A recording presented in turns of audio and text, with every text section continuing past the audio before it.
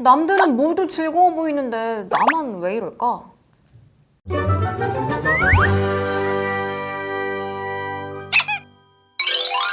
짠테크. 단순히 돈을 안 써서 아끼는 것이 아니라 불필요한 소비를 줄이고 낭비를 최소화해서 돈을 모으는 것을 말합니다.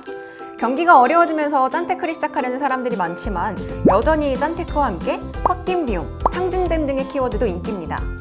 지난해 직장인 1000명을 대상으로 설문조사를 한 결과 85.5%가 업무 스트레스를 풀기 위해서 월 평균 20만 원 정도의 충동 소비를 한다고 답했는데요. 짠테크에 실패하는 가장 큰 이유는 바로 감정과 스트레스와 관련된 충동 소비를 이기지 못한다는 것입니다. 짠테크를 오래 실천하려면 평소 감정 조절을 잘해서 소비의 유혹을 극복하는 것이 매우 중요합니다. 특히 요즘처럼 SNS가 활발한 시대에는 남들보다 뒤처지거나 소외되는 것에 대한 공포를 느끼는 사람들이 정말 많은데요. 이를 포모 증후군이라고 합니다. 오늘은 포모가 가계 경제에 미치는 영향력과 이를 대처하기 위한 방법에 대해서 알아보겠습니다. 포모, 고립에 대한 공포를 뜻합니다. 대세에 나만 뒤처지고 소외된 것 같은 불안한 심리를 말합니다. 포모 증후군을 앓고 있으면 나를 제외한 사람들은 모두 즐거워 보이고 나보다 더 나은 삶을 살고 있는 것 같은 착각에 빠지기가 쉬운데요. 서로 경쟁하듯 자랑거리를 올리는 SNS 때문에 현대인들의 포모 증후군이 더 심화되고 있습니다. 국민 행복 지수를 만든 나라, 세상에서 가장 행복한 나라로 알려져 있는 부탄. 하지만 이는 비교할 대상이 없었을 때의 이야기입니다. 인터넷이 발달한 이후 부탄은 국민 행복 지수가 크게 하락했는데요. 이처럼 포모는 남들과 끊임없는 비교를 통해서 자신이 실제보다 삶의 질이 낮은 것처럼 사실을 왜곡하고 자존심에 상처를 입히도록 합니다. 사실 포모를 이용해서 소비자의 심리를 자극하는 건 매우 흔한 마케팅 기법입니다.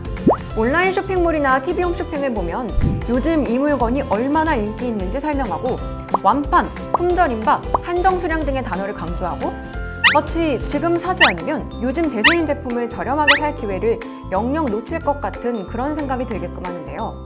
그리고 정신을 차리고 나면 이미 결제를 하고 난 뒤입니다.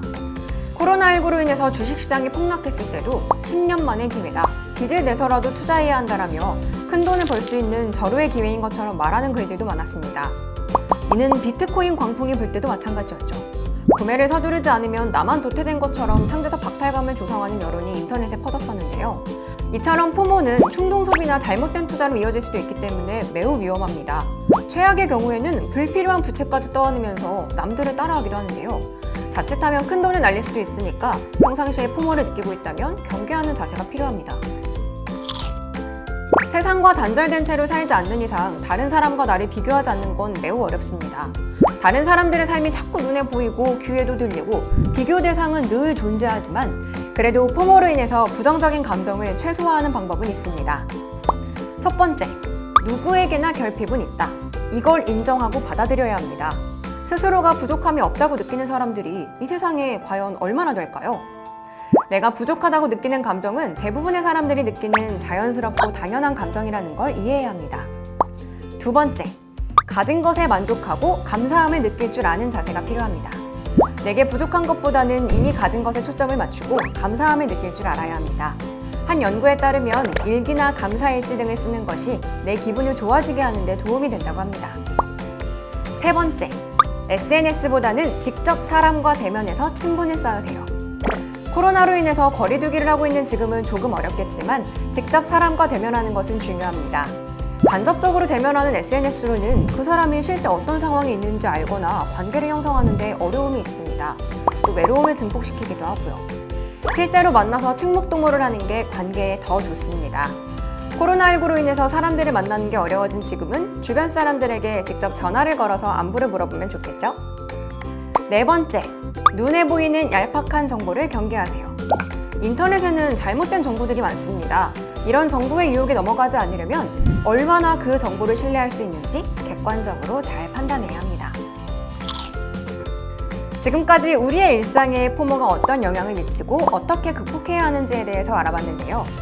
인터넷에 보이는 것에만 현혹돼서 남들과 자신의 삶을 비교하지 말고 스스로의 목표를 다시 한번 생각해보면 좋을 것 같습니다. 여러분, 그럼 다음에 봐요. 안녕!